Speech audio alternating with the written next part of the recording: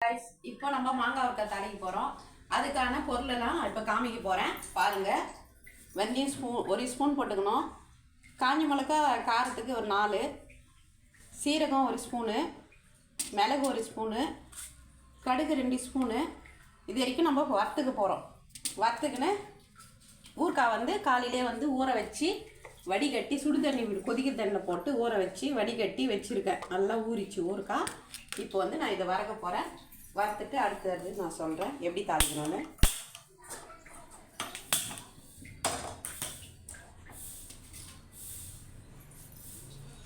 பாருங்கள், மிளகு 1 ஸ்பூனு, சீரகம் 1 ஸ்பூனு இப்போ வறுக்க.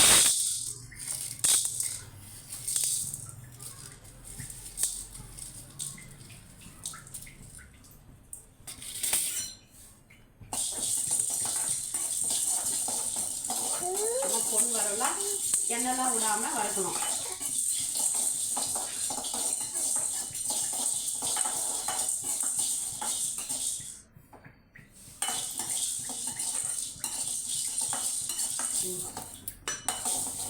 கடுகு,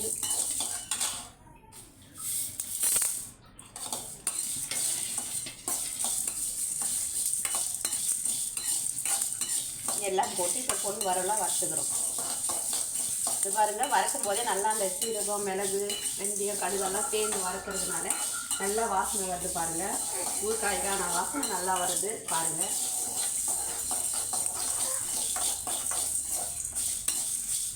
காஞ்சி மிளகாய் கம்மியாக போட்டுருக்கேன்னு நினைக்கலாம். நான் வெறும் மிளகாய் போட்டுக்கலாம் அப்படின்றதுக்கு அதிகமாக கொஞ்சம் காஞ்சி மிளகாய் போட்டு வறுத்துருக்கேன் பாருங்கள். தெரிஞ்சிச்சு.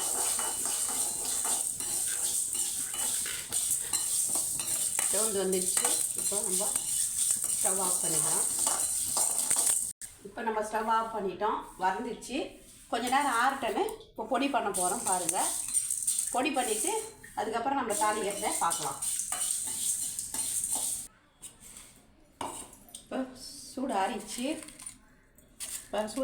இப்போ நம்ம பவுடரை அரைக்க போகிறோம்.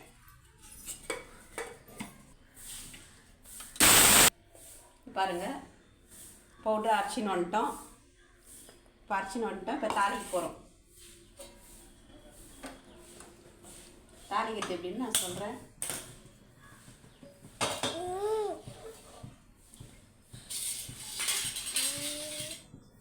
இந்த மாதிரி தாளித்து வச்சிங்கன்னா கெடாது. 3 மாதம் 6 மாதம் வரைக்கும் கேரண்ட்டு. 3 மாதம் கேரண்ட்டாக வச்சுக்கலாம். கைப்படாது இருந்தால் 6 மாதம் கூட வச்சுக்கலாம், ஸ்பூன் போட்டு யூஸ் பண்ணாக்கா.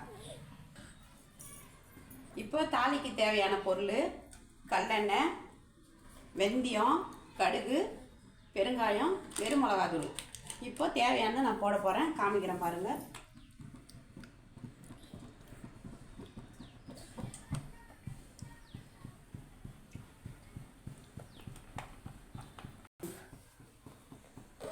பாருங்கள், ஒரு 1/4 லிட்டர் எண்ணெய்க்கு தேவைப்படுது. இதை ஊற்றிருக்கோம் பாருங்கள்.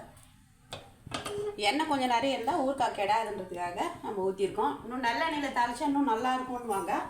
ஆனால் எங்களுக்கு அந்த வாசனை எங்கள் பசங்க பிடிக்கலன்னு சாப்பிட மாட்டானுங்க. அதால் நாங்கள் இப்போ கல்லெண்ணெயில் தான் தாளிக்கிறேன். இதுக்கு தேவையான கடுகு,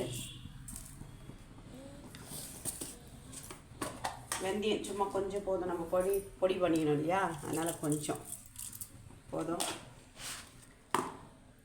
பொரிஞ்சு வரட்டுன்னு சொல்லி இப்போ நம்ம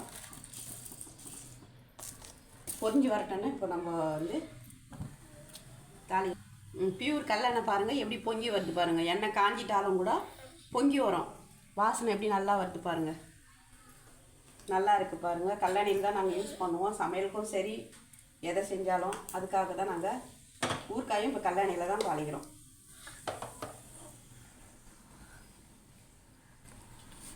இப்படி பொங்கின மாதிரி வருது பாருங்கள். கல்லெண்ணெய் பியூர்னாலே இப்படி பொங்கும். இதுதான் பியூர் எண்ணெய் நம்ம தெரிஞ்சுக்கணும்.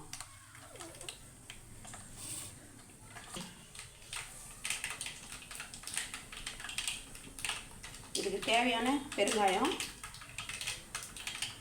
ஒரு 4 ஸ்பூன் போதும்.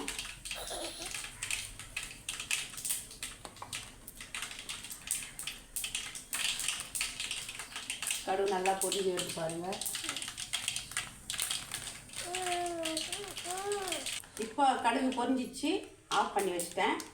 ஒரு ஸ்பூன் அளவுக்கு இப்போ நான் வெறும் மிளகாத்தூள் சேர்த்துக்கிறேன். பாருங்கள், வெறும் மிளகாத்தூள் இப்போ நம்ம ஆஃப் பண்ணிட்டோம். இந்த சுட எண்ணெயிலே ஆஃப் பண்ணிவிட்டு அதுக்கப்புறம் தான் இந்த சுட எண்ணெய் தான் இந்த பவுட்ரு இந்த மிளகாத்தூள் நம்ம இப்போ கொட்ட போகிறோம். இந்த சூடே போதும். எண்ணெய் ரொம்ப அடுப்புலேயே இருந்து இது பண்ணக்கூடாது. இந்த சூடு எண்ணெயிலே இந்த எல்லாமே வந்தால் போதும். இப்போ எல்லா மசாலாலாம் போட்டுட்டோம். இப்போ வந்து இந்த ஊறுகாய் வந்து அலசி வச்சுருக்கோம் இல்லையா, அதனால கொஞ்சம் உப்பு வந்து நம்ம அலசியதுனால போயிட்டுருக்கோன்றதுக்காக நம்ம இப்போ கொஞ்சம் உப்பு போட்டுக்க போகிறோம். சும்மா ஒரு கால்வாசி உப்பு தான், ஏன்னா ஊறுகாயிலே ஆல்ரெடி உப்பு இருக்கும். அதனால் ஒரு கால்வாசி உப்பு தான் நம்ம இப்போ போட்டிருக்கோம். பாருங்க, குழம்பு மாதிரி ஆயிடுச்சு பாருங்கள். இப்போ நம்ம இந்த ஊறுகாய் போட்டு கலாரி நல்லா ஊறிட்டோன்னா அப்புறம் நம்ம டப்பாவில் ஸ்டோர் பண்ணி வச்சுப்போம்.